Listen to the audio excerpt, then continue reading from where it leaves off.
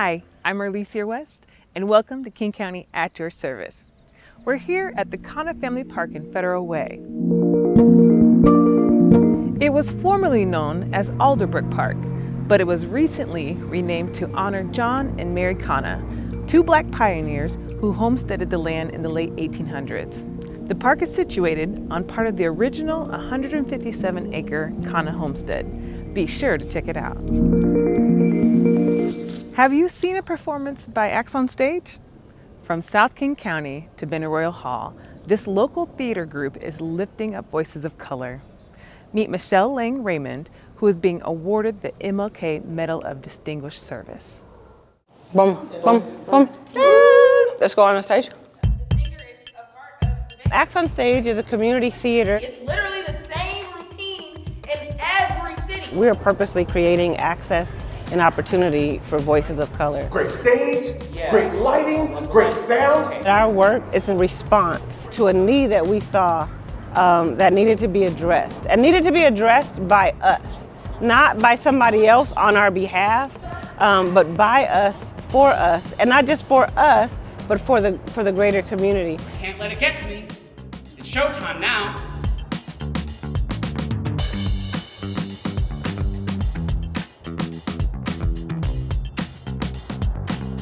We're doing August Wilson, and we're doing Dominique Morisseau. We're also doing work that we're workshopping from the local community. Voices, stories, initiatives, works, talents of people of color and creators of faith. I have to see in your face that you are defiantly looking at him. For us, that art is activism. Like, that is not just a play, that's not just entertainment. That is really how art becomes activism, is when it informs our lives in such a way that we can process it on a different level. I hope that our work is moving people from thinking about the arts as just sort of entertainment and a luxury of existence to actually being something that is actually really crucial to the development and the positive sustainability of a community and a city. Lois, come on, you understand this, right? I'm proud of that work that we're doing, and I'm proud of the stories that we're telling that are helping people process life in a different way.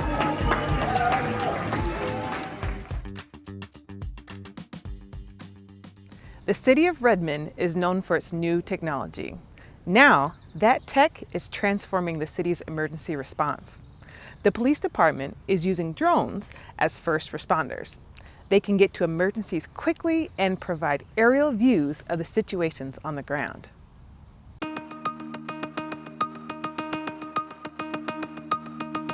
By flying in the sky or by using a drone, there is no traffic.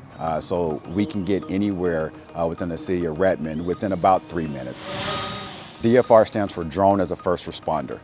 So much like an officer in a car is a first responder, the drone technology is a first responder. So they will respond and get dispatched just like an officer in a car will. So we're gonna take off and then fly south. The pilot is able to launch a drone from either the rooftop of our police building or out east at our maintenance and operations center. And then it provides an aerial perspective to both the pilot and to the officer responding to the call of what's occurring on the ground in real time.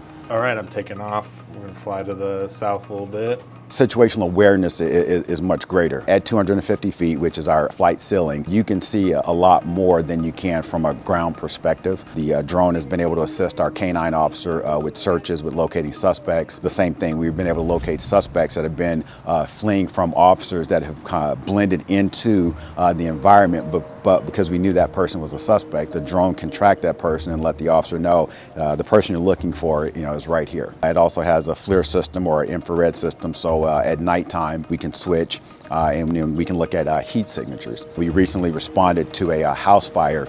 We were able to provide that footage to the battalion chief to show him, even through the thick smoke that was coming from the fire, where the hot spots were and the intensity of the flames so that they could better deploy their fire resources as well. This is not a surveillance tool or program. It is a program to provide situational awareness. The camera on the drone is set to the horizon when the drone launches. As it arrives to the call, the camera will then rotate down to provide that situational awareness. So we are not capturing imagery on the way to the call or from the call, and it enhances our efficiency and our effectiveness. It absolutely is the future. I would equate this to the two-way radio.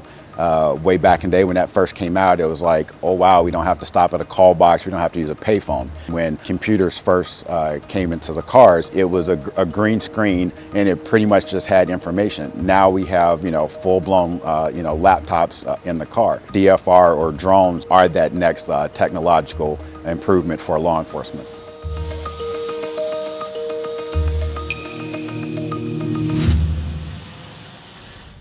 Think of what it's like to move into a new community.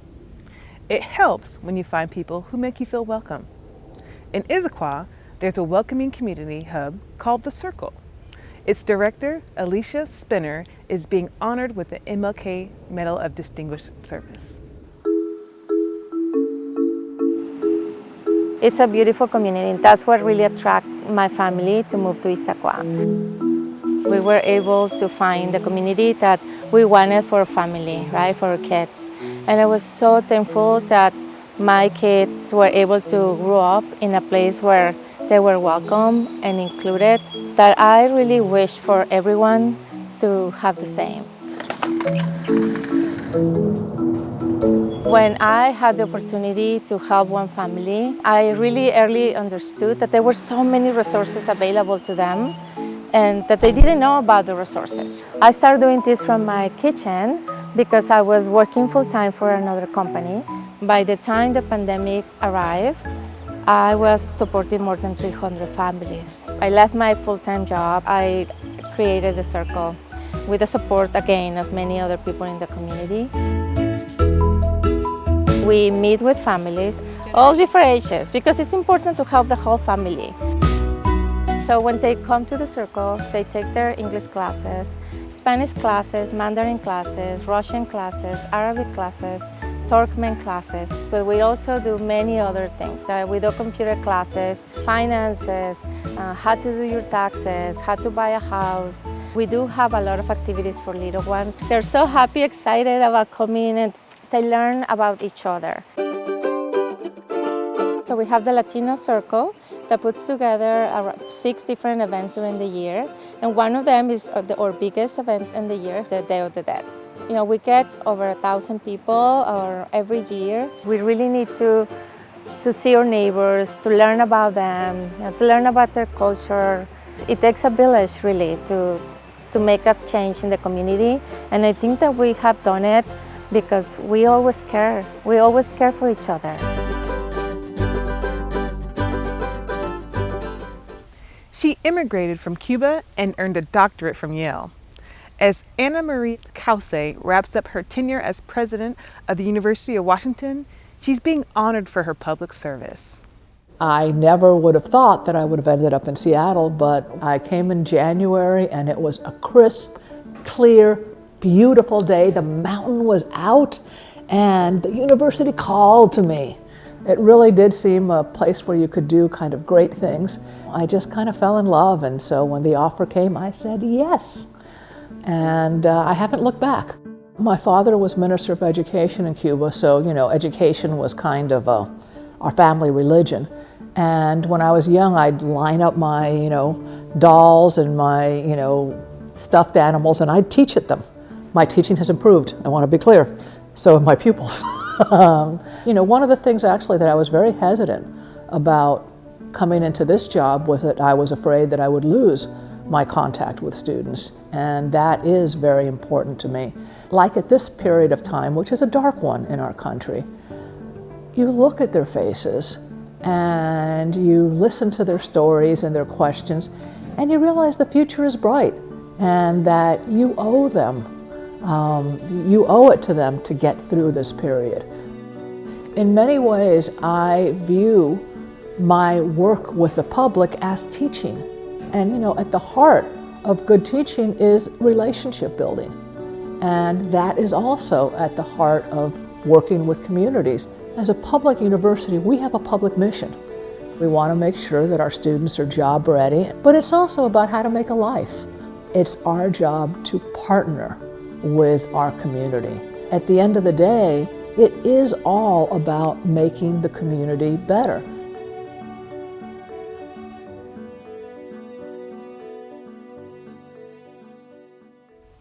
So, have you jumped on a new Sound Transit Link light rail train on the east side? There are 2 new stations, and you can travel from Redmond to Bellevue. You can also explore the new Garden of Art. She's a woman with a whole lot of legs, a lot of feet. She's on the go, all these feet. She goes quickly. She's on the move. The first mosaic is her picking which shoes she's going to wear, and there's a shoe tree. The second mosaic, she meets somebody, a companion, and he's on a wheel. They are trying to decide on their destination. 2-line to Redmond technology now arriving at westbound platform. You're going to pull into downtown Redmond, and the town center is going to be right here. So this is now a dense urban village around where the station is. I oversee the art program for Sound Transit. We invest 1% of construction dollars in bringing artwork to the stations that hopefully contribute to the character of the neighborhoods. We decided to make kind of a garden of art displays. You don't have to go somewhere special to appreciate it. You can appreciate it on your commute to work, or while you're shopping, or just on your normal afternoon walk. It gives a place its character and its heart. We got those artists hired with the help of the city of Redmond, and it was really important to them that there be a lot of representation of the different voices that work and live in Redmond, because all the tech companies bring in the brightest minds from all around the world, and they wanted people to really feel at home from wherever they were. A mosaic is one piece of art made out of many little tiles, and they're all made by the Tieton Mosaic Company. So the glass mosaics and the porcelain enamel will be able to be here for our grandkids and great-grandkids to enjoy. The biggest thing I want people to take away from when they see my artwork is that they are part of a ever-evolving and changing landscape, and that it's beautiful to be a part of that. There's so many incredible mosaics here. And like 10 artists, 50 pieces of art. That I hope that all this art helps people step away from the day-to-day and have just a little bit of imagination infused into their commute.